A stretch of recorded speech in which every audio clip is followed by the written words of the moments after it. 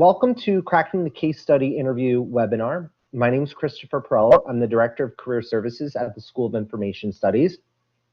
And I so often get students running into my office the day before they find out that they have a case study interview. And I often see panic looks on their faces because it's not just a misunderstanding of what a case study is, but how exactly to go about conquering the case study interview. It's a different ball game. So we have behavioral interviews, we have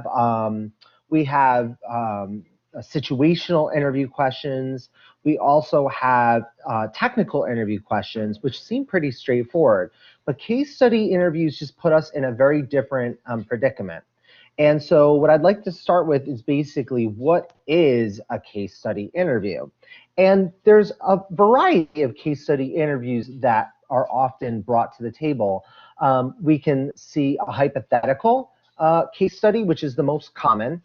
So that is situation A occurred in a plant or a factory or our home office in Omaha, Nebraska, right? And we need to try to find a solution to that problem. But there's another form of case study interview, which is certainly can be applied to some of the stuff we're talking about tonight, but they're not as common or popular, and those are brain teaser interviews. So for example, a brain teaser interview question is something like, how many cans of beer are sold in the city of San Francisco on a Thursday night? And you're like, what? Right? And so you have to figure out, like, based on math, based on practicality, based on how you're going to communicate and ask questions and frame those questions, and come up with a legit number, right? Or how many quarters does it take to stack up as high as the Sears Tower in Chicago? Something kind of ridiculous, because recruiters want to know how you think. More than anything, they want to know how you communicate, and that is so important. So like I just said, this is an exercise to see how you think critically in the moment, under pressure. How you demonstrate analytical, listening, and oral communication skills for students who aren't comfortable communicating and aren't comfortable interacting with challenging people and trying to generate some real-world solutions to problems with very angry, frustrated clients. Perhaps consulting is not the gig for you. And so be prepared that if you're going into the world of consulting, where you're being paid a lot of money and your home office is being paid a lot of money to solve a client's problem, that you have to be able to work under a lot of pressure very quickly, right? And that's what the case study interview tries to test. Also, your communication skills, right? How good are you at solving the problem, but then interpreting the solution to someone who may have no clue about what technical jargon or business jargon that you're talking about. Usually it's introduced a business dilemma the client or organization is facing. So if you are applying for a position with Ernst & Young, Deloitte, KPMG, PwC, Boston Consulting, Bain, even I know someone told me the other day that they have an interview with Twitter, and they have a case study interview. So basically what your job is to analyze the situation and identify key business issues, and then third, discuss how you would address the problem, right? So analyze the situation, identify key business or tech issues, and then come up with a solution that best addresses and solves the problem.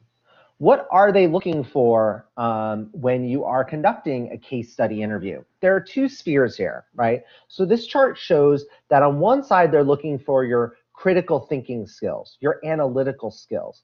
How good are you at breaking down the problem and trying to understand the problem and generate a solution? The other side of it are people skills, right? So, typically we're good at one and not the other, right? But case study interviews combine both, right? So they want to see how you think critically and then how you can communicate those thoughts and the solutions to those problems. So going through this, they want to know that you're able to break down problem definition and solution structuring, right? And then how you're able to communicate those.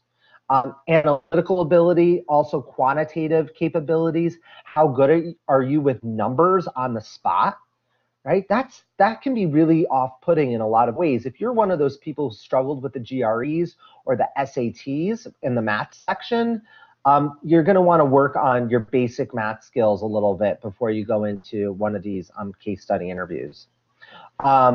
They test your listening, your presentation skills, your communication skills. Like I said, how can you develop rapport with the interviewer, right? How are you able to communicate those possible solutions to an advisor or a client? You're going to want to speak slowly, have good pacing, but also get the solution as quickly as you can.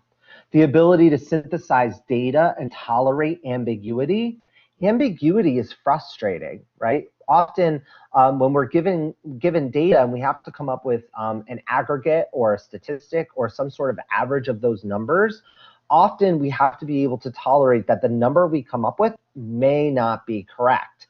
And if we do indeed think it's correct, what evidence do we bring to the table to ensure that it's correct so that the client will believe our ethos or credibility? You want to maintain quality eye contact and nonverbal cues as you are explaining your solution, again, because this is a real world soft skill that consultants need to have in order to face a client.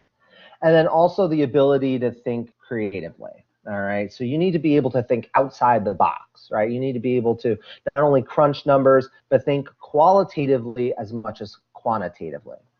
Bring confidence to the table. They want to see that you can perform under pressure. The worst thing you can do is give up and wave that white flag of surrender.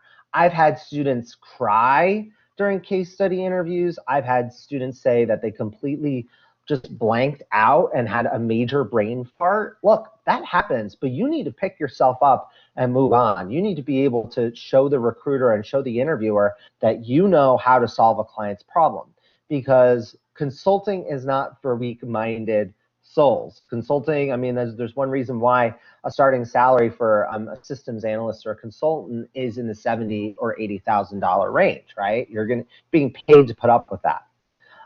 You need the ability to defend your hypothesis once you develop a solution, all right? And we'll talk a little bit about how you go about doing that. And then finally, you need business acumen. Essentially, you need for people to like you, right? And I get students in my office all the time who, I want to be a consultant, but they're not likable people, right? And so it's hard to tell people, like, you need to work on your authenticity, your smiling, your eye contact. Get rid of that resting bitch face. You need people to like you, and that's sort of, this is your opportunity to try and buy into what a client is trying to ask you to come up with a solution. So a mix of people skills and analytical critical thinking skills. So forget about content for a minute. Forget about the technical case study or the business case study or the data analytics case study. I want you to think about everything else other than the specifics, like the specific contents. So let's think about this. First, you need to act like a professional. You are going into the business of solving people's problems. So you need to be able to come across as a credible, likable, professional character, right? So act like a professional. Don't try to, this is not your time to lack confidence or even act too cocky. This is your turn to really take everything you learned in IST 344 or 444 and put it to practice, right? 2, know how consultants work. Consultants over-deliver and they're constantly under pressure, okay? And so you need to sort of be in that frame of mind or that framework before you go into a case study interview. They're gonna put you through a very sort of the rigmarole, and they're gonna expect you to perform under pressure. So if you're an actor out there, if you are a student athlete, if you're really good at behavioral interviews, chances are, if you practice enough, you will be able to confidently solve a case study interview. You need to showcase the value of an independent problem solver, because that's what it is. yes, you're going to be working on teams as a consultant, but more than anything, you're going to be given a certain task or assignment role on that team, and you need to be able to do your part. You need to know how to manage your time. Often you're only given a few minutes to complete a case study interview. Often it'll be between 15, 30 minutes, maybe an hour at most with some debriefing involved. So manage your time. You don't want time to slip from your focus. Being accurate and concise. While it's true that at times we need to estimate those numbers, if you're going to estimate, that's fine, but you need to try to bring some sort of accuracy to that estimation and provide evidence as to how you came up with that estimation. Because you could be off by 1 decibel, and then that ends up costing the company $1 million or $1 billion. And that is just not acceptable. So be careful. You want to be concise and you want to be accurate. Estimations are okay, but you need to bring evidence to the table. 6, using data to justify your actions. All right, you need to be able to take whatever numbers you're being given or any tech issues that you have and make sure that you're using the data as evidence.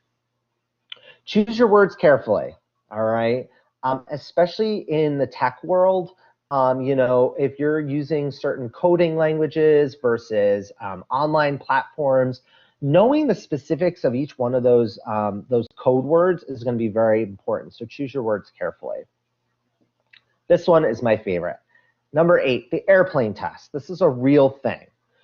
So basically, when you're going through any interview, especially a case study interview, the people that are interviewing you are most likely the people you're going to be working with, right? Case study interviews are typically round 3, maybe round 4 of an interview.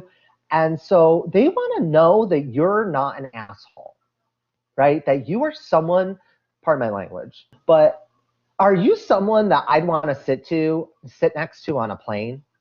And that's the measurement. Don't try to wow me with all, being so overly confident that you think you have an in with me. You need to be likable, and not everyone can play that card. So that's definitely something you wanna take to heart, is the airplane test, right? Are you an authentically genuine, nice person? That's something some of us have to work on. And you must not have just great communication skills. You must have superior communication skills. All right, because the art of consulting is communication, right? Half of it is knowing the stuff, having the content down, but the other half is making sure that you can communicate that knowledge and those solutions to the client. Okay, overcoming the challenge of preparation. So yes, there are ways you can practice for these.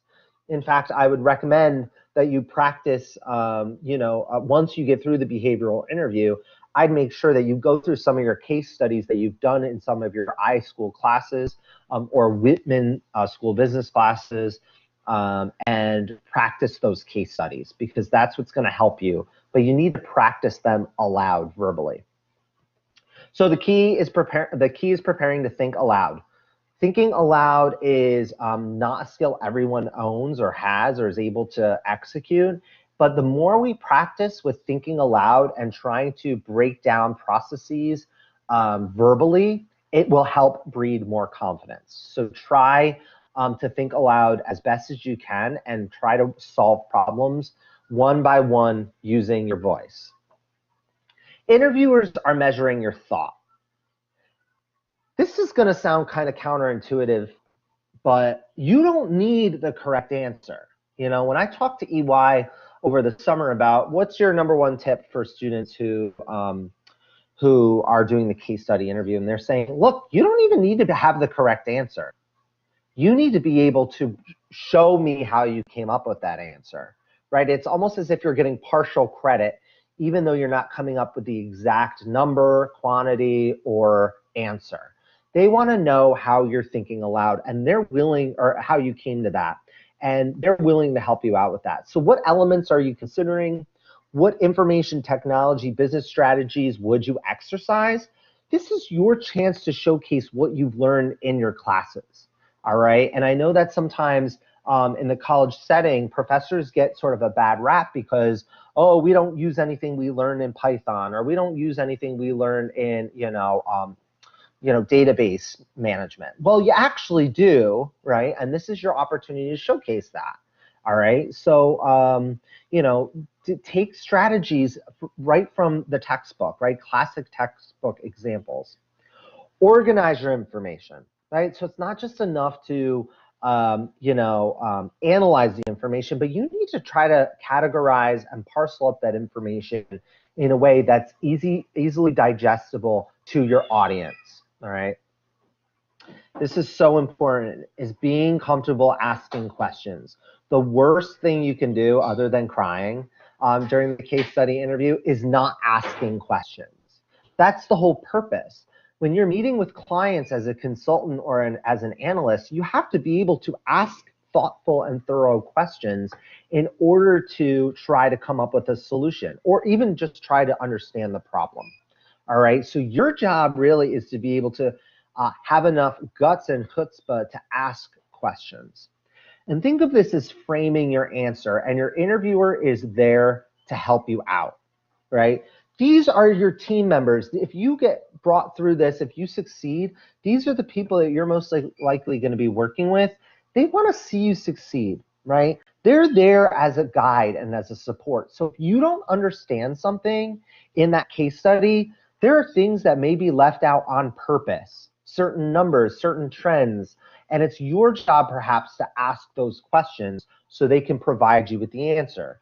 And if the question doesn't seem to make sense, or they don't believe it's relevant, they will tell you that. That's their job.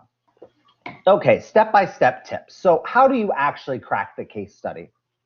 Let's go through this sequentially. Some cases are oral, so you will actually listen to them, or some are written, right? So I know EY does both, Deloitte does both. It really does depend on the flavor of the recruiter or the interviewer, right, and what they prefer.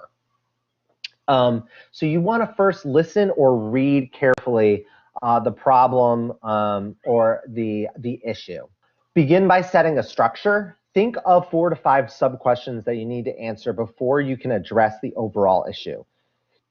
All right, so read through it, listen to it, then start kind of organizing the way the problem is set up. Figure out, like, okay, so let's look at the introduction, let's look at phase 1 of the body, phase 2 of the body, and the conclusion.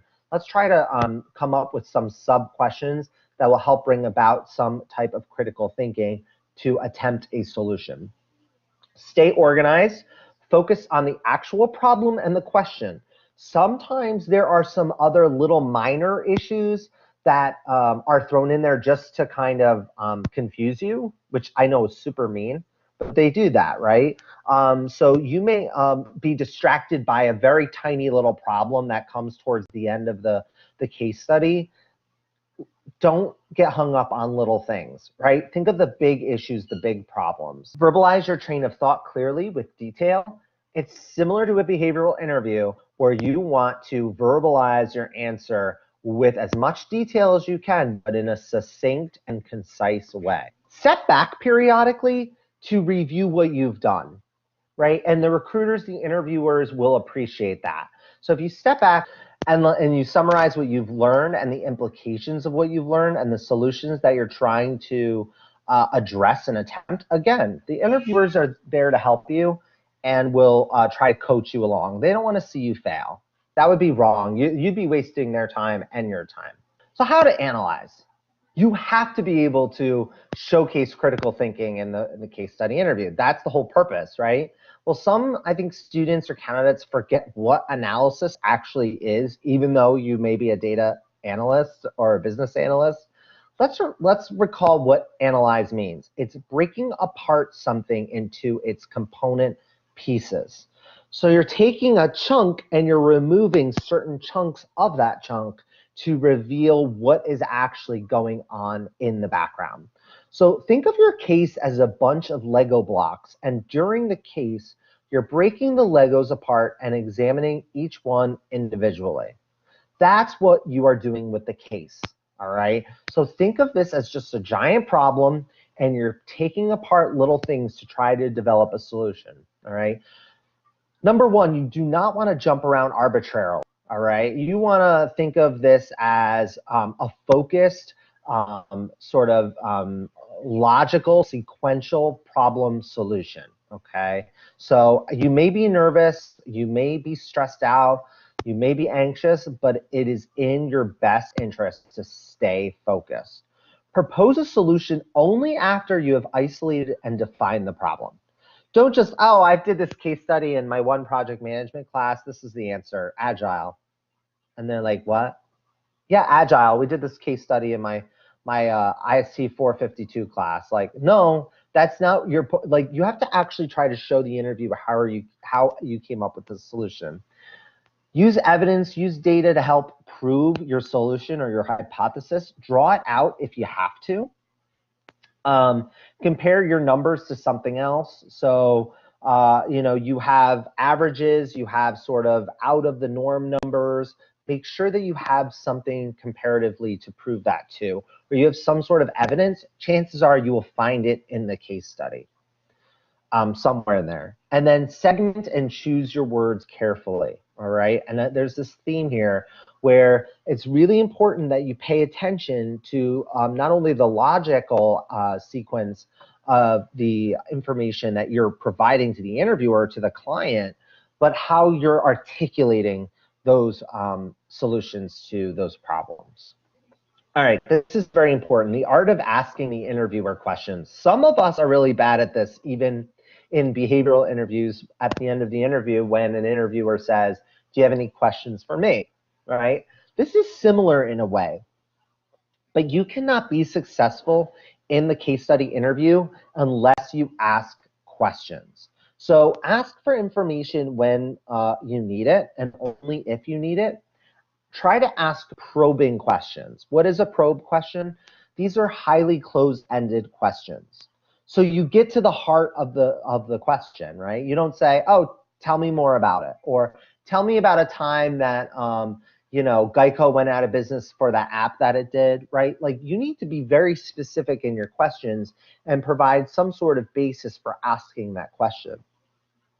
Which brings me to my next point, which is super important. The most important part of this slide is make sure the interviewer knows why you need the information, right? So that way you're not wasting their time or your time.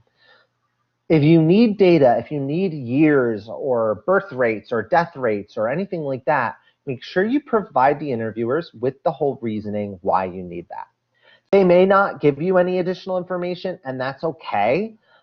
Chances are, if they're not giving you additional information, you're really close to your solution, or it's just not relevant. But chances are they'll just say, oh, that doesn't matter, that's not relevant. Be prepared to work with ambiguity and articulate your assumptions, right? Which is super frustrating, but again, when we're working for clients, that's paramount. Watch for cues from the interviewer. This is, making sure that you're reading nonverbal language, and that you're looking at eye contact, and you're looking at, the way they're positioning themselves, the way that they, maybe rolling their eyes. It's so important that you read the interviewer's nonverbal cues of when you need to either shut up and quickly close your answer. Maybe your time is up. Maybe they want you to move on to something else. That's going to be really important because, again, nonverbal communication is key in working with clients in consulting. Any information given to you by an interviewer is given to help you. It's not meant to trip you up.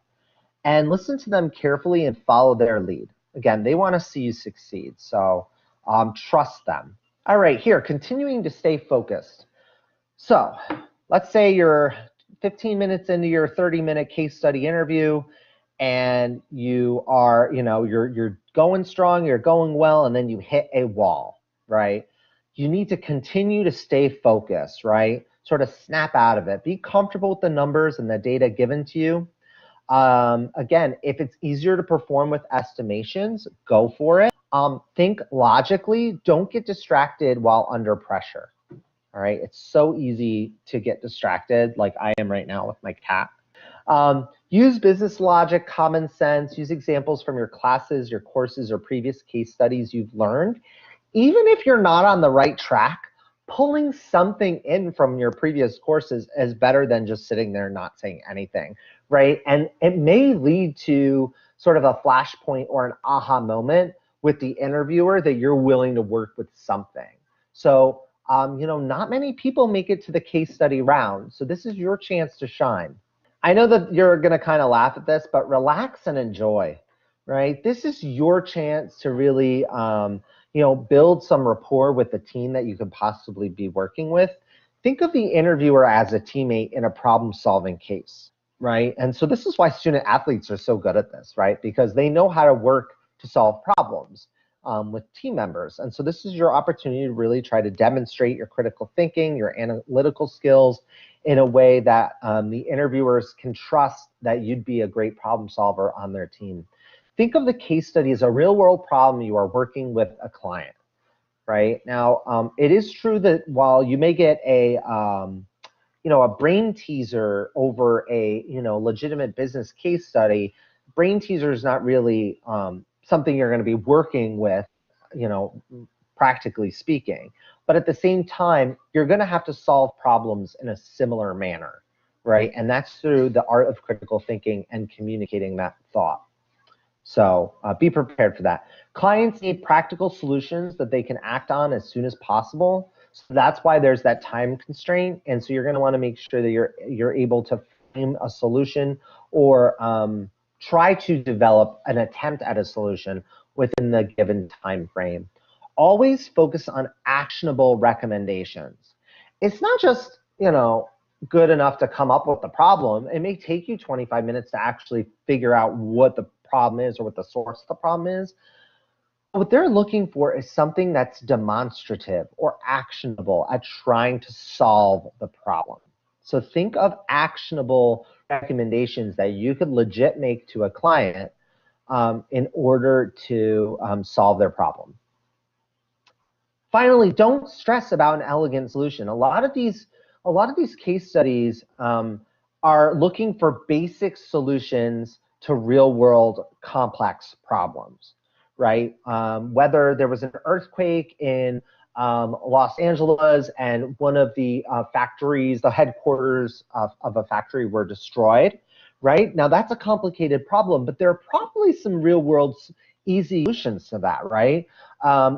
Do we have alternative work sites for our workers? Do we have our workers work from home? Do we have an online platform for them to submit materials to complete their tasks? Those are things that, I'm not an IT guy.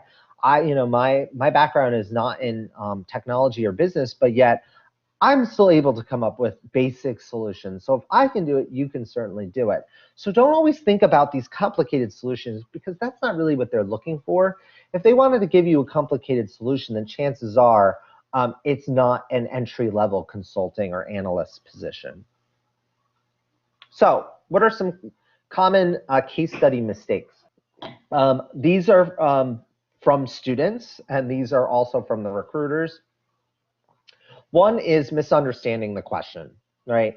You are given a series of questions. If you are applying for a business role, chances are you're going to have business questions. If you are applying for an IT role, you're going to have technical questions. If you're applying for a human capital role, then chances are you're going to be dealing with some sort of human resources issues. At the heart of the matter, you don't have to misunderstand the questions because you have people there to help you out. And so use your teamwork, right? Use your teammates, use those interviewers there to help you out because they're there to help you. Two is not identifying the top issues to be examined or lacking an approach. So this means that you are focusing on the wrong things, right? You are so hung up on on one sentence in the opening paragraph, you can't make it through the body or the conclusion of your case study. And that's a problem, but that also comes from anxiety. Force-fitting familiar business frameworks to every case question, whether it's relevant or not. If you are working on a case study and you keep saying agile project management, and the interviewers are like, okay, that's fine, but that's not the purpose here. Give it up on agile project management. Do not mention it again. right? The same thing with business, a business, case study. If one, framework or philosophy doesn't work, then move on to something else. Do not waste anyone's time focusing on something that just doesn't fit, right? Misapplying a relevant IT business framework that you don't truly understand.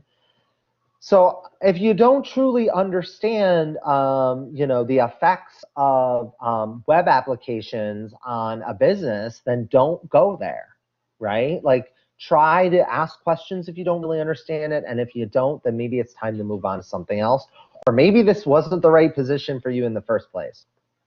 I know those dreaded words. Next to last, failing to synthesize a point of view. A lot of this is about perspective. A lot of this is about a framework that you're trying to communicate to the interviewer. And part of it is persuasion, right? Persuading the interviewer, AKA the client, that you can solve this problem and that you understand the source of the problem to come up with attempts at solutions.